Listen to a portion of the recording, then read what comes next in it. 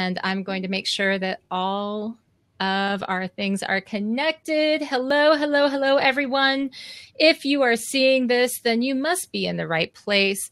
This is Association Chat. This is Kiki, and I have several guests with me. We're going to get started in just a second. Let me make sure that we are started everywhere the way that we should be. Yes. Okay. I'm checking Periscope. And yes, we've got that.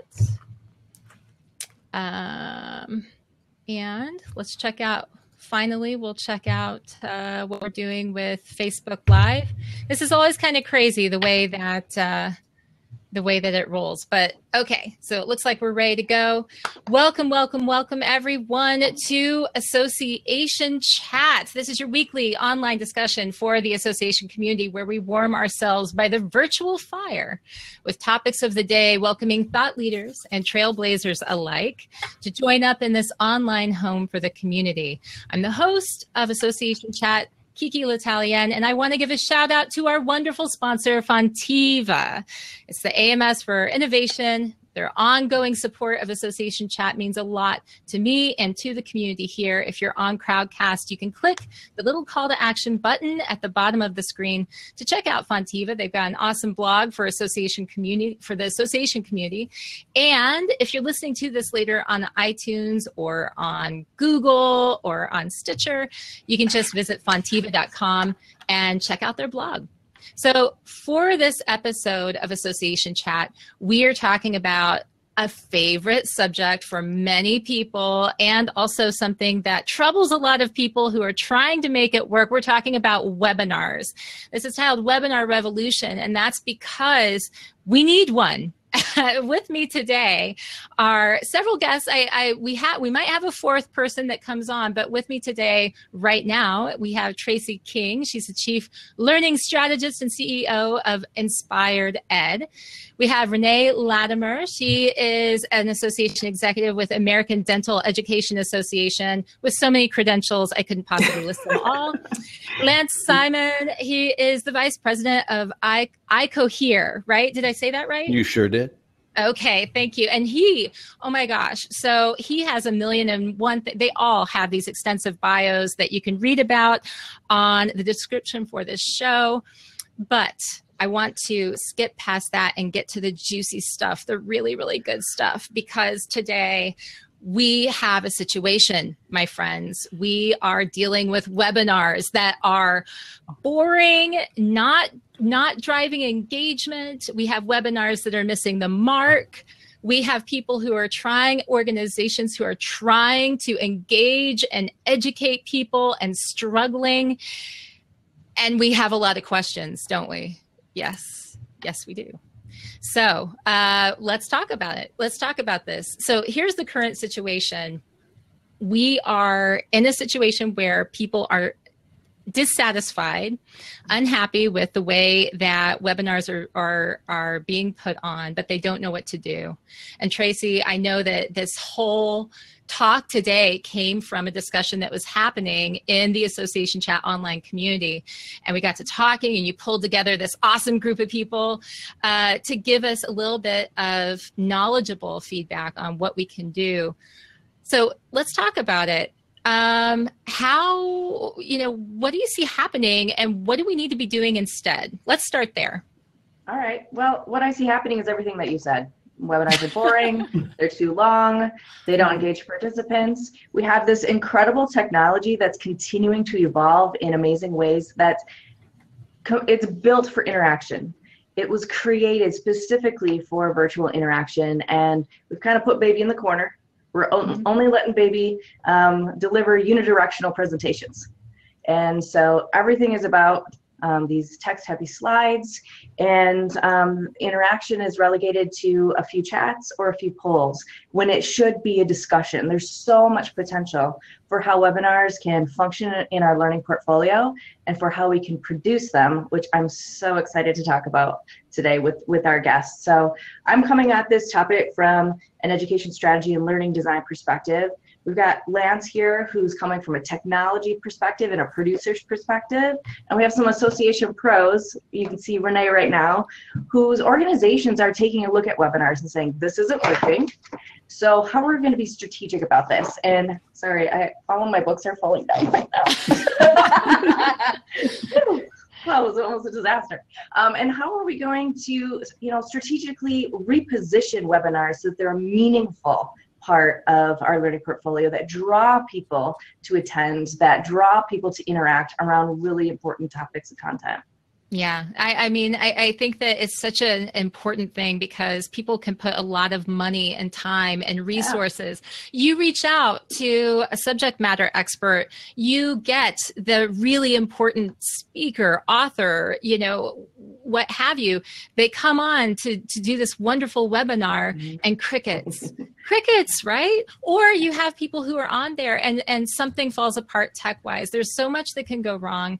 And so I want to actually move this over and talk a little bit to Renee and ask you, Renee, about your own situation with your organization. Now, on the association side, you're often in the position, I'm sure, where you're having to make sure, or you have had to make sure, that the education, the learning that you're providing to people is top notch. It is something that's driving a lot of engagement, and it's something that's seen as a success for your organization.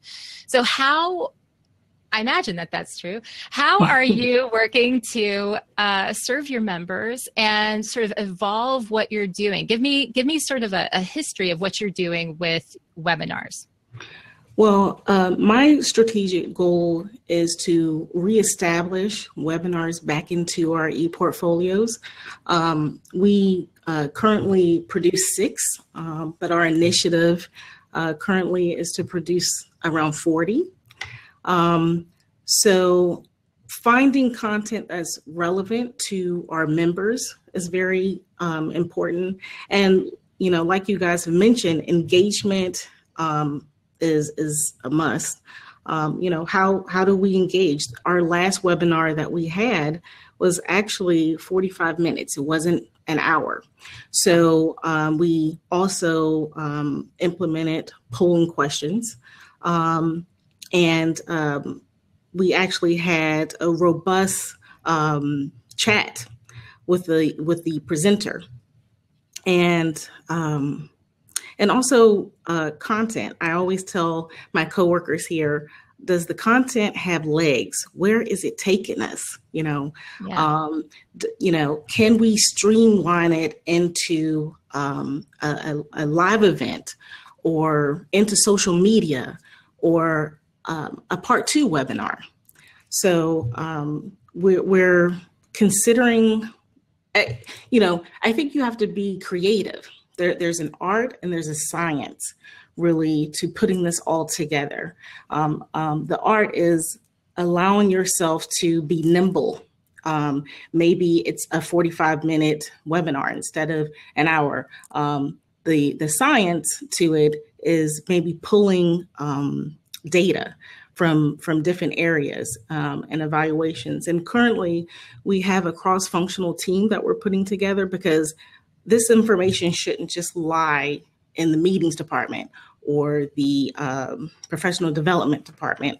So we have pulled together about 6 members of ADIA, and from our membership, from marketing, from professional development and meetings, to kind of help with the initiative. One of the things that you said was that you were always looking to see and asking your colleague if the content had legs. And so I think that that's something where people would be like, yeah, you want to know if the content has legs, but let's dig into what that means. Because if I'm an association executive and I'm trying to figure out how to improve my webinars, does it have legs? How do you know if it does? How does your colleague know if it does? Well, sometimes you don't know, but I'll give you an example. A couple years ago, we had a webinar with over 900 participants. To me, that was a webinar that had legs. We could have weaved that into other things, maybe even a part two. So when I say that, when you see those type of numbers, or we could have charged, which, at that time it was free to our members. Maybe the next one we would charge. I think when you see those type of numbers, or numbers that are exceeding your own goals, I think that's an opportunity to use that into other formats. Right. Here's a key question, Kiki, is when you're taking a look at what kinds of topics you want to offer in webinars, ask the question, what problems do our members want to solve? Yes. Because if we're bringing forward those crucial problems and pain points, and we're creating a discussion around it, ooh, goosebumps. I mean, that's what people want. And that can parlay into so many other touch points, all kinds of different content, live, online, mobile, synchronous, asynchronous. There's so many ways you can build learning pathways around that. It's all about solving problems. I love you so much right now for saying that. That is, I mean, answering those questions. And that's something that for whatever kind of content that you're producing, always figuring out what are the pain points, but like, seriously, what are the questions that people have? Being able to address those. I mean, oh my God, talk about being relevant. So yeah, that's such a good point. I'll tell you what is a great point in the process to get those questions. How do you get those questions? I don't know if you would have said this anyway, but your registration form.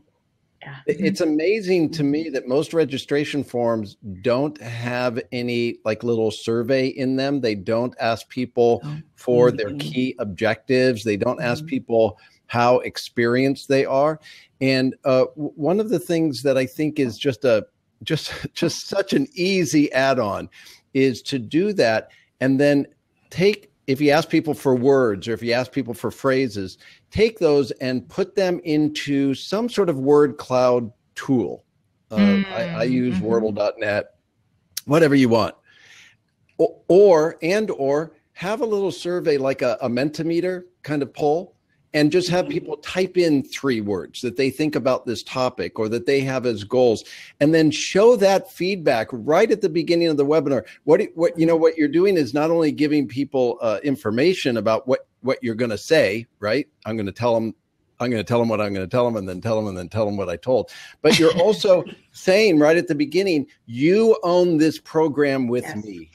I don't fully own this program. We own it together. And now I have a responsibility to address these things that you put in here. It just gets everything off to a great start.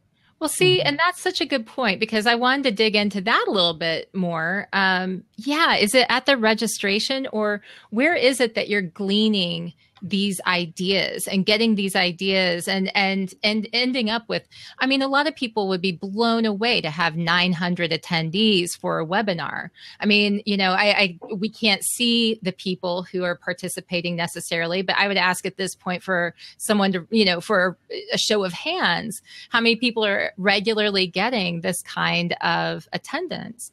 And so how is it what is the process where you collect this information? And Renee, I'm posing this to you, but I want to continue to get everyone else's feedback too. So feel free to jump in. Yeah, I would say pulling the information out of registration. I mean, at registration at that time, and also maybe sending out booster questions, questions where you're trying to find a little bit more so that you can tailor your webinar to the responses, like you had mentioned, during the webinar and also after. So I think, it's before, it may be during, it may be after. Keep asking, ask. And I'll tell you, you may be comfortable with using this information to a certain level, and certainly you wouldn't personally identify anybody. But if you're doing your registration through your IMIS, your NetForm, your Personify, whatever, guess what? You have all sorts of information on the people who have registered. You know their titles, generally how long they've been a member of the association. why not share that with people to just say, this is the kind of crowd that we have here today. This is, we have an amazing, experienced group of people taking part in this. Yeah. And more broadly too, instead of asking our members or our target prospects, what do you want to hear? What topics do you want to see? Go on a listening tour.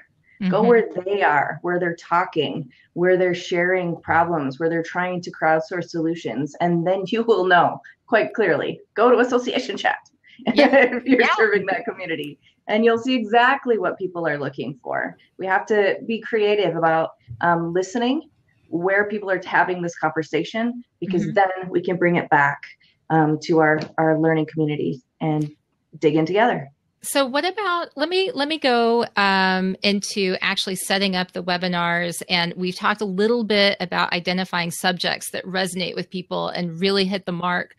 Let's talk about when you get that subject, but then you're working with the presenter.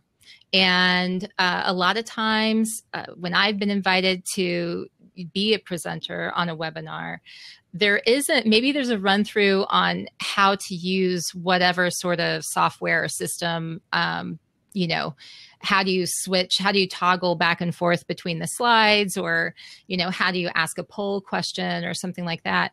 But there isn't a whole lot more than that. What do you guys say about that? I mean, I'd be curious to know if, what your experience has been, or what some best practices might be for that sort of presenter support. So many ideas. Lance, you get it started. Go Lance. Well, this is a big deal, because the four of us, look at the four of us. We're on video where we can say hi to each other through our Brady Bunch boxes. Yeah. A lot of presenters are not nearly as comfortable as we are right now. They get freaked out by video. They get freaked out by not being able to see the other people. They really feed off that if they've done a lot of in-person training. And I'm not even talking about a panel where you might on a webinar have 2, 3, 4 people who haven't met each other, don't have a lot of trust. So the run through is, it's a technology run through, but that's like 10% of it. It's a flow run through. It's going through the stages of the program and making sure that we understand what the presenters want out of it. What do they want? What are their objectives? So that you can help design the program around that. And how comfortable are they in being out there and being on video, in responding to people's questions, off the top, or are they more, kind of protected around that? So it's a critical opportunity to get people ready for the show, for sure. So we have to think about production values, but we also have to think about learning design, right? Yeah. And so, as subject experts that are accustomed to speaking for 55 minutes and leaving 5 minutes for Q&A, not a good learning experience. And so I've been in a lot of those. when I deliver a webinar, I really try hard to abide by the 10 by 10 rule, where I present 10 minutes of content. We have a 10-minute discussion about it, and we repeat. And so if we don't get to the last segment, who cares?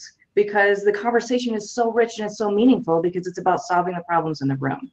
And so if we could just institute some, small interaction, methods like that, introduce our SMEs to those, then the experience is just going to be completely different for our guests. Let me go ahead, and one of the great benefits to having Association Chat live every week is that those people who log in to Crowdcast and actually engage with us here, hi Tom, hi Karen, hi Jaylene, who have already said hello to us within the chat box, they're able to type in questions. And so I do see a great question that came in from Jaylene that has to do with what we were just talking about.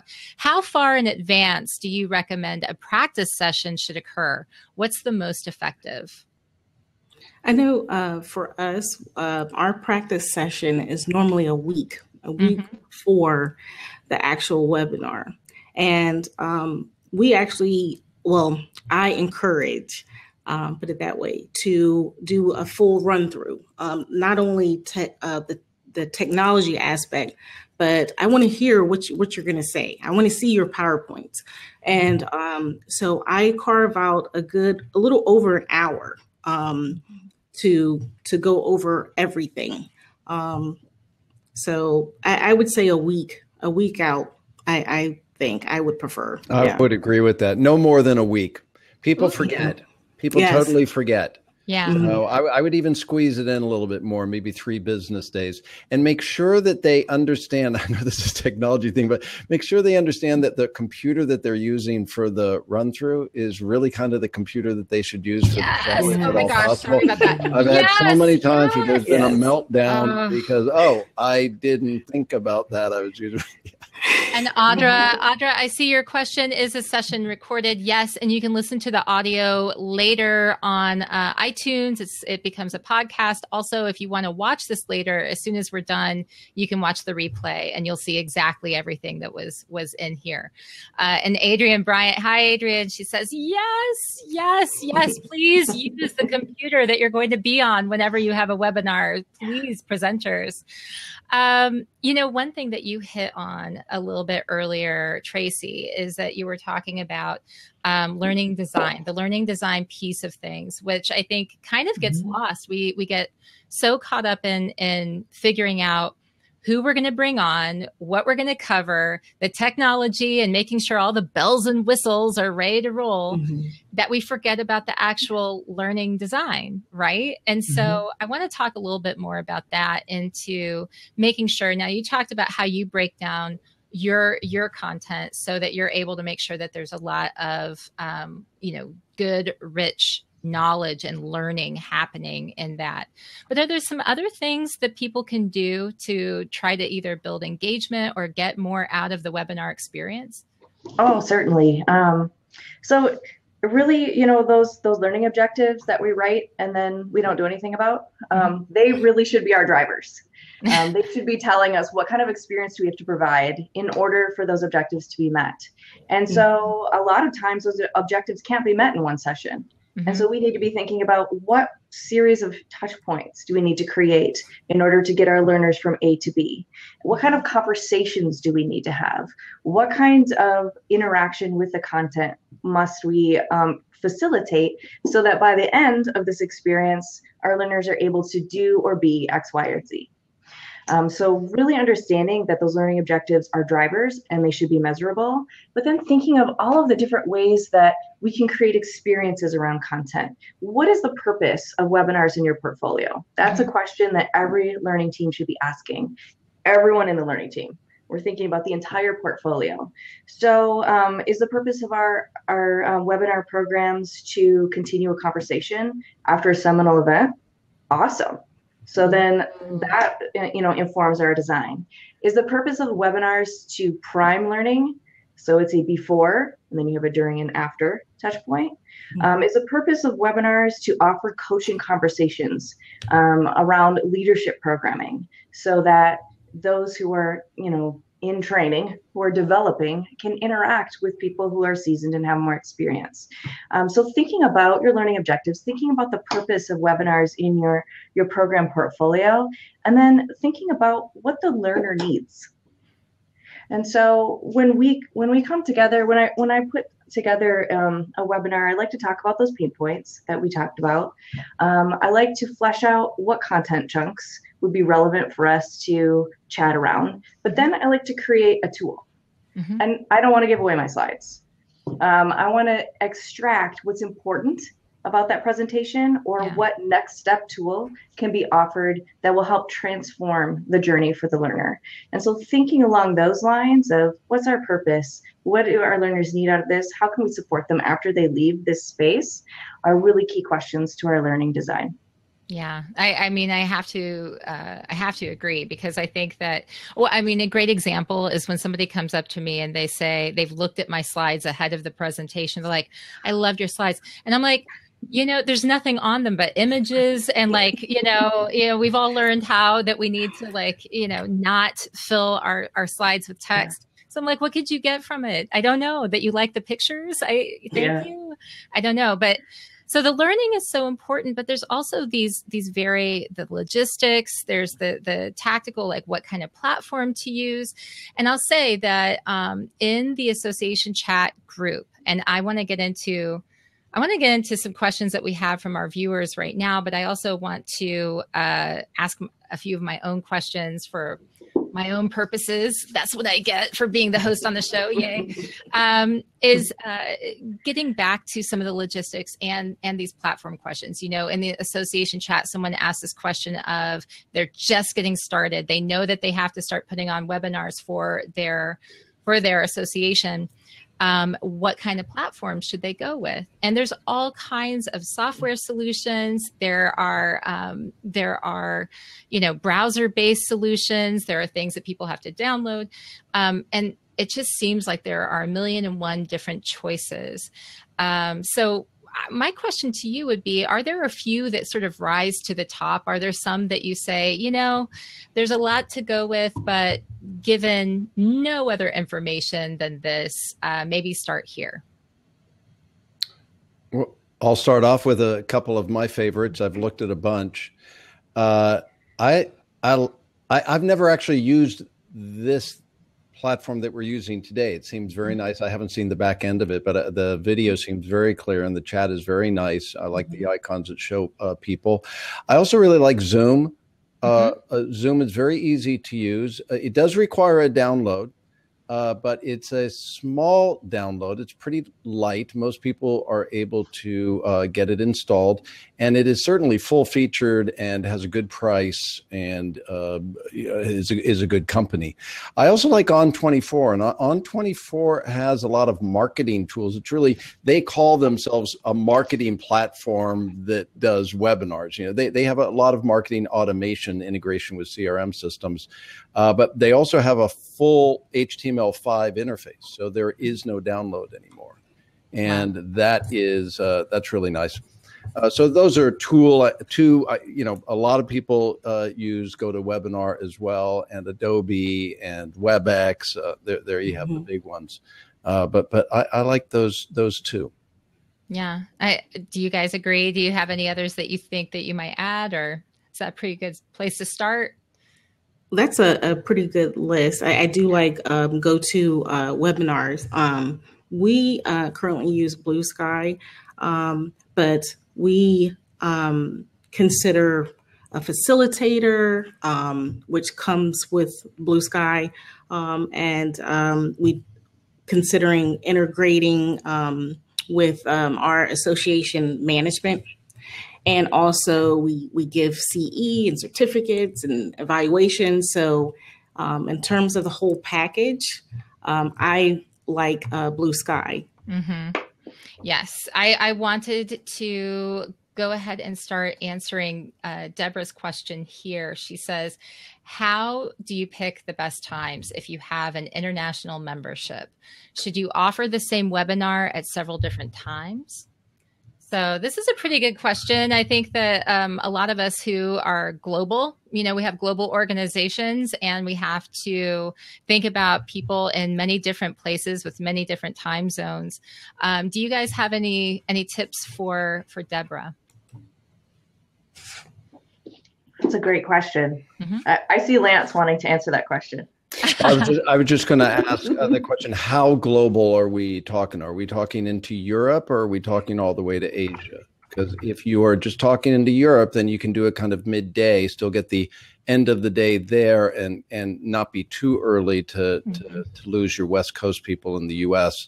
Maybe not so far as Hawaii, but at least U.S. Pacific. But if you're going all the way to Asia, you're kind of going to be in the middle of the night for somebody.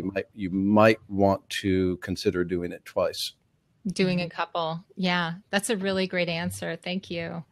And we have a question from Adrian saying, what AMS does Renee use? Ooh. Member database. Question of the day. Yes, a member database. Association Anywhere. Association Anywhere. Where? Okay. Yeah. All right. And so how is Krista asks, how is CE incorporated into webinar offerings? So how are your credits incorporated into your webinar offerings? Yeah, for our webinars, we actually ask a series of evaluation questions after. And then right after you complete those questions, you automatically get a CE certificate. and it's 1-to-1. So if the webinar is 1 hour, it's 1 credit. Okay. All right. There are some different flavors of that for different organizations, especially CME oriented or healthcare oriented. Sometimes you need folks to be able, you need the learner to be able to say how much of the hour do they wish to claim. Some of them do kind of require that you have variable. And sometimes they need to be able to say, which kind of credit hour are you claiming? So what's interesting about webinars, especially in the association market, is that they're getting kind of merged into the learning management system overall. It's not just fill out a survey and get a certificate anymore. It's a little bit more sophisticated. And there's nothing wrong with that. That's just a trend that I see. I love this. There is so much knowledge that's coming from you guys right now. I'm really, really feeling fortunate. And Bridget, I didn't mean to ignore you. I somehow skipped over your question. CRM, customer relationship management. So think of like Salesforce is an example. There's a whole bunch. And in the association space, we have, our own variety that you'll find in here too. A lot of people use IMIS or Netform, Personify, Association Anywhere. There's about a dozen of them. And I think we mentioned Fontiva, who's your sponsor. Right. And that's so that AMS and CRM. So a lot of times the AMSs have CRM built into them. The association, when you think of like your database, that's your association management system. And so it's a little bit different from CRM, but sometimes they're interchangeable. It depends on what your organization is using it for. All right. Yay. Didn't mean to cut you off there. All right. So Adrian says, do you mind sharing your questions as a sample? Because right now we're very loosey-goosey. I'm so glad I had time to jump in and we'll share with my team. Yay. And then Bailey says, some LMSs provide webinar capabilities as well. Really great point. Yes. Okay. So that is very true. You see a lot of these different technology providers building in all kinds of capabilities into what they're providing to their customers.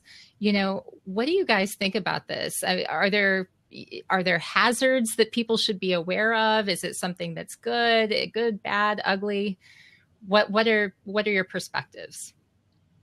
Well, it depends on your requirements. What are the requirements for the types of experiences you want to deliver? And there is some trickiness around integrations. Not all integrations are perfect. Some integrate much more smoothly than others. And so it is an interesting trend. What are you seeing, Lance? I forgot to mention this when we were talking about different webinar systems, but there are application programming interfaces, what people call APIs, that are supported by these vendors. And there's a wide variety that you would think that it would be like standardized, that there would be some set, and for some small part of APIs there are, but a lot are not. So if you intend on integrating a webinar system with your member database or whatever, then you really need to look at that. What does the webinar vendor support as far as integration? And it varies widely. The costs vary widely, and the support does as well.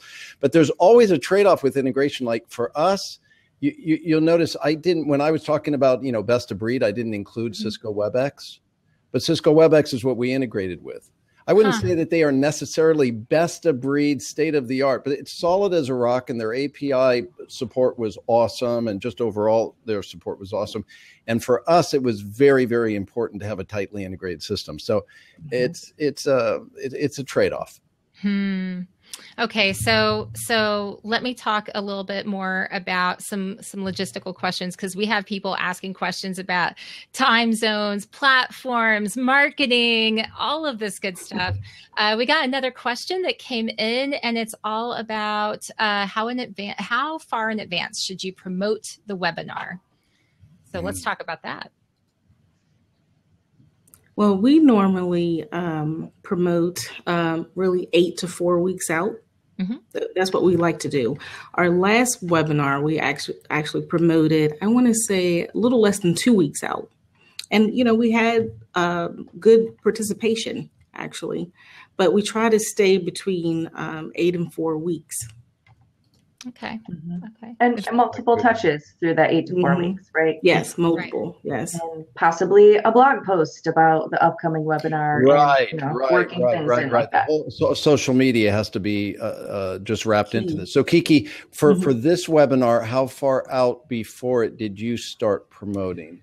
Well, it depends on, so first of all, I'm always kind of promoting it because I know that I do this every Tuesday. So there's always kind of a generic, like tune in for association chat. Then with information, I don't know, maybe a couple of weeks out with your information where it's kind of for this particular episode, I remind people maybe 3 times during the week through social media in the couple of weeks leading up to it. And then I usually send out an email through the system that I use through Crowdcast for anybody who follows me on Crowdcast, like the day before or the day of, as like a last minute, like, hey, you need to tune in for this particular episode. Here's what it is. And that works pretty well, but it's hard because, and as I'm sure you guys know, a lot of times you're waiting to get, sometimes you're waiting on the bios or you're waiting on the different marketing material. Sometimes you just get busy. It just depends on what's going on and how frequently you're putting these things out. So my team is very small. I've got a team of 1. So Well, my dog doesn't count. My dog does not care. In some sense, we all have a team of 1. But another variation of this or another element of this is monetization. If you're asking for money, yes, and I forgot to ask Renee. Do you with the webinars that you're doing, are they mostly free or are they mostly fee based, and how does that impact your marketing? Yeah, they're all free. Oh, they're all free. Oh, wow. Okay, they're all free with membership, right? Yes. Well, member, non-member. Oh, okay. Anybody. all free. Yeah, it's Wow. open. So maybe like more towards that, asking people to chunk up some change so actually, okay, so I wanted to ask Adrian's question, but this dives right into something we were talking about before the show started, and I want to get into it now. You guys, everybody watching you I'm looking over here because this is where I check to see what's going on Facebook Live. I thought you were looking at Renee. It looks But here's the deal. Okay, association chat. So or maybe you don't, those of you who follow association chat may have heard that I am looking into, have every intention of, and am planning on offering credits for association chat. You can get, your CAE credits as you attend association chat. However, we have to be able to prove that you've attended live. And fortunately, through Crowdcast, which I pay for every month, you can log in and I can see that you've logged in and you've attended live. I can see who's just registered and who's attended and when they've dropped off, all of that. Well, here's my question. So do you start monetizing for that? Should I start monetizing for that when people who log in to Crowdcast are receiving credit now? They're receiving a value that wasn't necessarily there before. And, should that be something that people, in order to pay for the platform that I'm paying for, provide money to provide money for, or should I keep it free? Now it's been free this whole time. People can watch on Facebook Live for free. They can watch on Periscope. They can watch on YouTube Live. But the engagement happens here, right? The engagement happens within this platform. So you guys, let's talk about this problem. If you had to advise me on what to do, you can break it down however you wish. Should I charge? If so, how much should I charge? What do you think I should do? I think I'd say I'd pay $99 a year. Yeah. For this. Yeah. Charge a subscription, Kiki. Awesome. Yeah. This is awesome. And if I could get CE credits, and you're doing how many CAE credits? Because I know we provide those for our webinars, and around December, there must be a major cycle that happens with reporting on CAE credits, because in December, we will have people come into our just attend everything that they can possibly. I know they're not interested in half of these topics that they're doing. But so how many, like if you're doing 50 a year or even 40 a year, that's a lot of CAE hours that I can get. How many more do you need? I know. I mean, it's every week. And so when I had this discussion, I said, what do you require? And of course the topics need to fit into, the domains and things like that. But right now, most of the time it does. And I was saying, do I need to create additional worksheets or other things? And they're like, no, people go to idea swaps and stuff. And it's just this exchange of information. So so I'm thinking, well, maybe that makes sense, right? Maybe it makes sense to do that, but will there be pushback? Will people show up? Will it help? Will it actually help because we now have value through the dollar that's attributed to it? I mean, that's an argument too. Well, this is a conversation that, I've had with Renee too about once you've offered something for free, then attaching a fee to it, you have to be really strategic about how you reposition that program. It doesn't often work that you offer the very same experience now for an added $25 or whatever you charge. That there has to be something else because, while credit is a value, it's particularly value, especially at the end of the year, as you were talking about, Lance, when we have to, go on our scavenge hunts and get all our credits. But we get in a position where members become bitter because they only think we're exchanging credits for dollars. Right. When the value is greater. The value you're offering right now is amazing. It's amazing. And since, you're offering a weekly opportunity to learn, a subscription really makes sense versus nickel and diming for each particular program. But think about how you position that value proposition, not just credit, but the bigger picture of what's happening here in this learning community and the opportunity to interact with people. I love that idea because what if the people who subscribe, as they become members, right? They become members of Association Chat. So it's not just the private online community, but maybe they get a t-shirt for their subscription and they get maybe a compendium, a self-published book that has the best tips or best leadership advice from the association community that comes from people who have been on the show. Right? Maybe something like that. So Rochelle, I won't stay on this, but I love to get free advice when I have people on. Rochelle says, I would recommend providing 4 webinars a year for free to help people know what they would get with the subscription. And Adrian says, yes, what Rochelle said. So thank you. Oh my gosh, that's so much fun. I love being able to workshop an idea. That's the freemium model where we offer something for value for free. To give a taste, couple bites, you want more, build up an appetite for, the full buffet. Right. And Bailey, go ahead. Can I just say one thing about that? Sometimes when we have professionals do webinars, you can tell that model is in their head.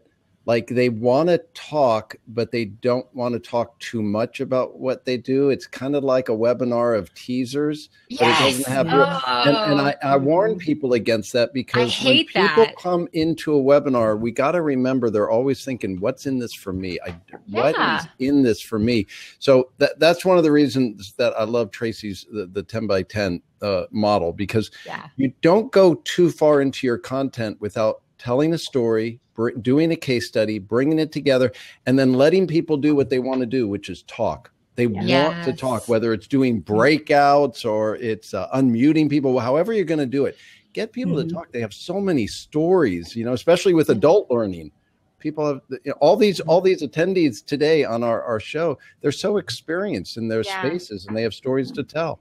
Well, and I love that. I've been listening, I'll admit it. I've been listening through Audible, not actually reading, something called Profit First. And the author of that talks about how he approached his book with front loading because he didn't want to, and it's a way to keep people's attention, but it's also to just provide that value up front, not being afraid to provide the value up front, because otherwise people bail, they leave.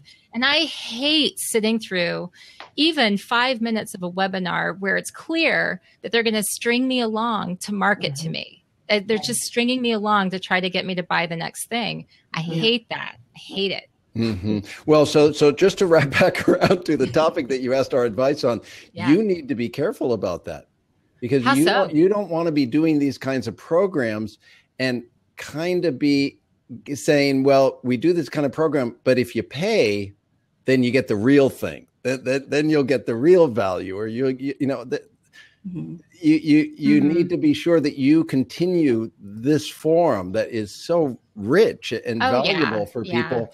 And then what it is that you're actually asking people to pay for, have that be really well defined, that it's an incremental add-on thing that people who want that can pay for and get. Yes. Well, I completely agree. And actually, Bailey asked a question over in the questions section. And Adrienne, I haven't forgotten about your question. She was saying, do you do a solo communication each time, or is it advertised within a newsletter, or a mixture of both? It was a marketing question that she was talking about, Renee's communications for webinar advertisements. So we can get to that. But Bailey asked me, in relation to what we were just talking about, how do you feel about differentiating between charging for credit seekers and free for the non-credit seekers? And here's exactly what I'm thinking about that.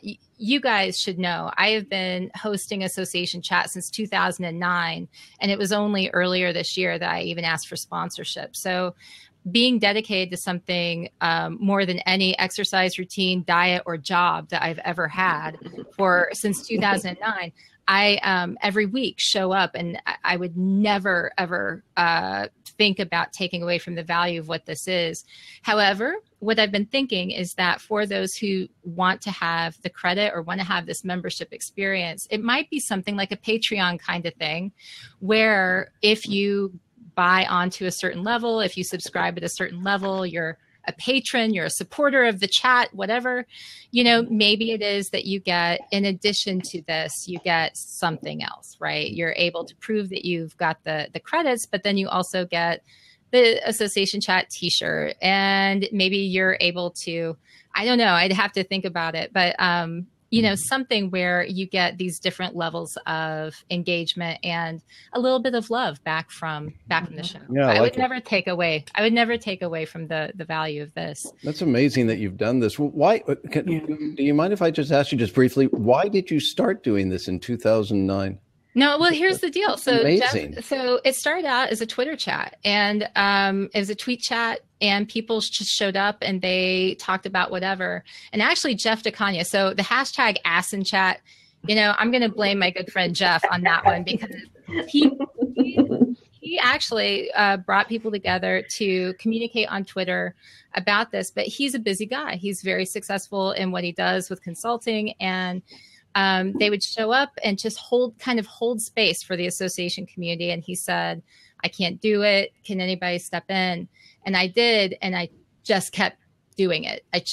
Good for you. I love it. Finally, he came back and he said, Kiki, I think it's fair to say this is your thing. And, at that point, I'd already started organizing it by Q1, Q2, Q3. Here's the topic we're going to talk about, and all of that kind of thing.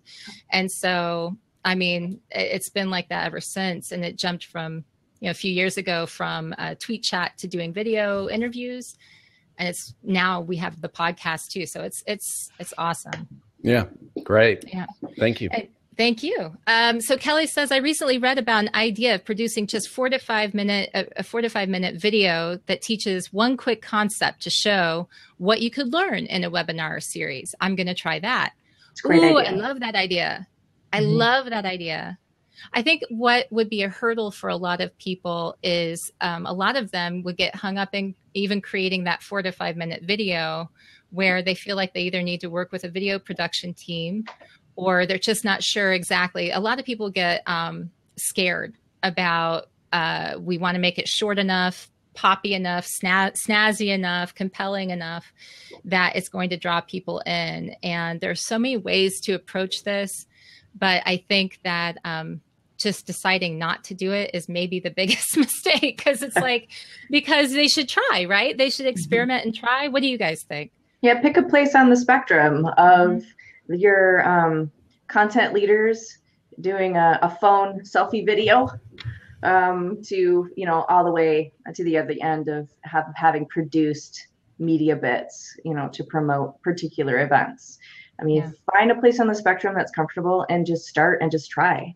And, you know, those little bits could then become, you know, you could put them in a repository of tips. You know, if you format it in a particular way, and you just ask each speaker one question, what's one amazing takeaway from your presentation? And then suddenly at the end of the year, if you know, you're doing one per webinar, Renee, you have 40. You know? Yes. 40 amazing tips. And just think about, you know, exactly what you want, where on the spectrum of production you want, and then just keep it tight. Keep it tight. I love it. So Karen responded a little bit earlier. She said, I believe if you provide the education, folks will pay or subscribe at a certain level, Kiki. They need to be able to select their level of subscription. Everyone has different needs. Agreed. Adrian says, does anyone do sponsored webinars? She's talking about sponsors get an opportunity to host an educational webinar. If so, do you educate the presenters the same? I know exactly what you're talking about. I've seen those happen. So do you do that? Do you do that, Renee, or have you thought about doing that? It has been considered, but we haven't gotten that far yet. So we haven't incorporated sponsors yet. Yeah. You know, oh, I'm sorry. I didn't mean to cut you off. Oh, go ahead. I was going to go back to that comment about the 4 to 5 minute teaser. Another thing that's kind of related to webinars that we do a lot of is virtual conferences. And there was a virtual conference that we produced recently, and the client produced a video, just like five minutes max. It was probably more like 2-3 minutes each day to talk about what was going on in the virtual conference. And they did it just from a staff room. Totally. I mean, it was microphoned well, but it was not studio production. And there was something so endearing about it just being this, I'm a staff person. I'm in the hood. Here I am. I'm just talking to you about what's going on today. So there's a nice message that comes with the video production that says, you know, we're not Disney. We're talking to you about content and what you're going to get out of this. And I think that can go far. Don't get too hung up in all the polish that has to be in those videos. I love that. I love that you just said that, because production quality was an area that we wanted to touch on. And that is, a lot of people think that you have to have all the bells and whistles, that you have to have videographers, that you have to have, I mean, and Renee is sitting in front of her fancy schmancy green screen, ready for all kinds of video production to happen. Yes. But, you know, and I keep expecting to see like some sort of dinosaur come in the background or something crazy happen. But you don't need that. I think that people, they do respond to authentic communication. You need to be able to hear. You need to be able, you know, hopefully you see okay. But I think as long as you get the message, right? I mean, what do you guys think about that? Well, I mean, we're talking about video for promotion. I think that something that we've touched on but not talked a lot about is production values for a webinar. And that's an opportunity for us to radically change the experience. So that starts with how we work with our speaker and how we prepare them and how we design this to be a learning experience, or at least differentiate it. If it's an informational experience, that's fine. Let's just be upfront about it. But if we want learning to happen, you know, taking care of that. We've got the competencies on board the team to work with our speaker, make sure that happens. There also has to be someone who's running the ship. It's more than just administrating, you know, behind the scenes, the technology. It's, you know, an entirely new role, webinar facilitator role. And Lance does some amazing work himself in this area and training other people how to do that. And then we just have to think about how we're going to use this technology to engage our target audiences, which is going to be different for, you know, millennials who want to have more of the apps, and they want to have different ways to interact, and they don't want you to assume they're going to be looking at you all the time. They got things to do, right? And so we do have to think about those production values when it comes to transforming webinars. Oh, I've got to think about that some more. There's a lot there. Okay, so Adrian, so we talked about Adrian's. Let's talk about this. Let's talk about the on-demand webinars and talking about how effective or ineffective they are. A lot of people are trying to figure out whether they should offer them because maybe it takes away from their actual in-person attendance or live attendance when people sign up and assume that they're just signing up and they'll just get the webinar sent to them later. On-demand webinars, good idea, bad idea? What do people need to know about this? I'll start us off. We do a little bit of differentiation on our archives. So one of the things that I've found over time is that as professionals, when we attend these webinars, we're a little bit nervous about really talking frankly about what's maybe going on in our organization or something that's not, exactly perfect. So we want to create a safe space, if at all possible, to have some real engagement. So for our archives, we do not publish the attendee list and we do not publish the chat. And that allows me to, first of all, differentiate the live program from the canned program afterwards and say, this is what you're not going to see if you don't attend live. And it also allows people to know that they don't have to worry about spelling mistakes. They don't have to worry about whatever they want to express. It's not going to show up on the archive. So that's something that we do. That's really interesting. I can recall a time, I was using a different platform at the time, but it did include the comments and people's names with it when you reposted. Now, for Crowdcast, whenever it is streamed and shared later, nobody sees the comments and no one sees who's actually attending in this platform. So on Facebook, we can see who's participating there, but not actually who's participating here.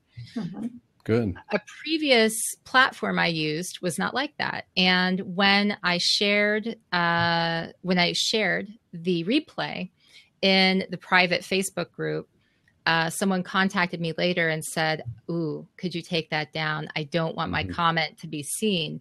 So you can see where that could be a real issue and why there might be a need to have different formats and be aware of the different types of channels and what you're offering as far as privacy for the people who are engaged.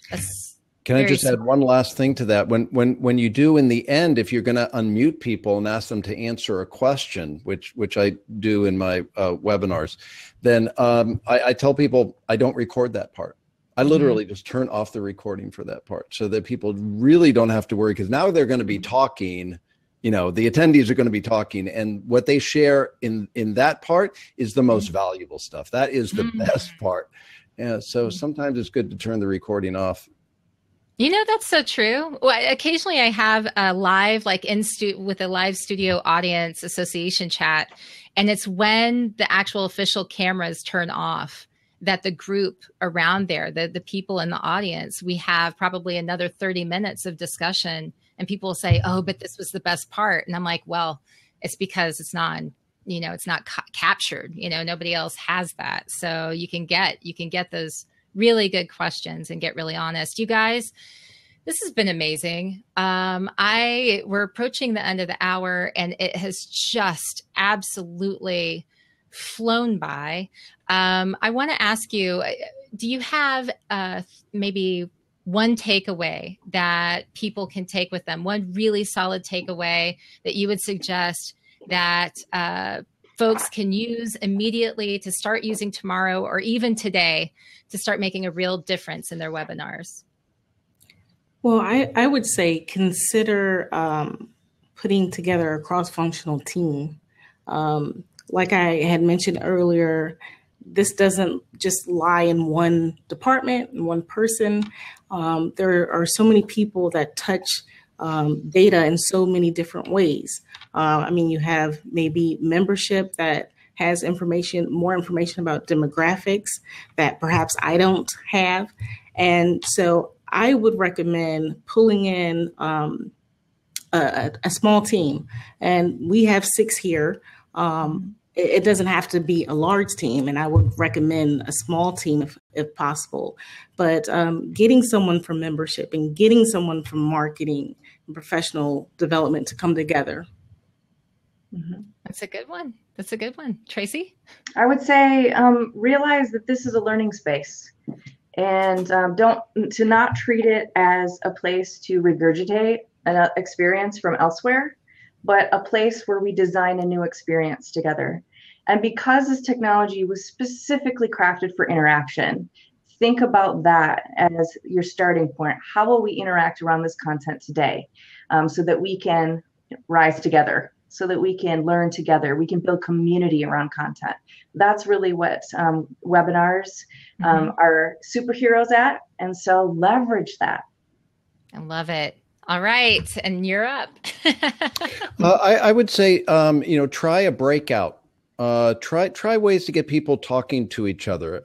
If you can, put on your DJ hat and start unmuting people. Give them a question, let them think about the question so they're not real shocked, and start hearing your attendees' voices, and you'll be amazed. That makes a big impact, makes it more real for everybody.